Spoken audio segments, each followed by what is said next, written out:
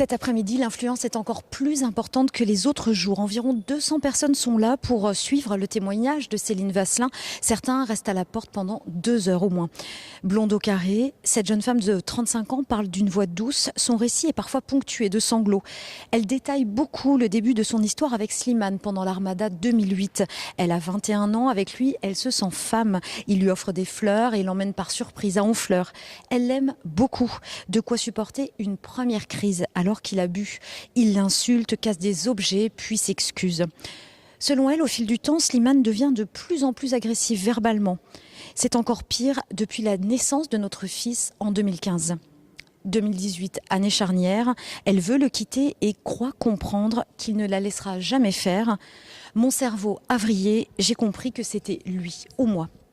En juillet, elle se fait prescrire du Seresta, un anxiolytique, et l'écrase dans la nourriture de Slimane.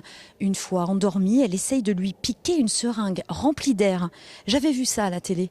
Une deuxième fois, elle recommence et essaye de l'étouffer. Pour la troisième fois, elle agit avec une de ses clientes, Jessica Adam, à ses côtés dans le box des accusés.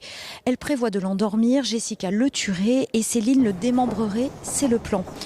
Mais sur le détail du scénario, elle a beaucoup plus de mal à répondre à la présidente. Celle-ci reprend alors son audition. Le mois d'août, Céline aurait pensé à acheter de l'acide chlorhydrique pour qu'on ne reconnaisse pas le visage de Slimane. Elle aurait ensuite financé l'achat d'un hachoir effectué par Jessica.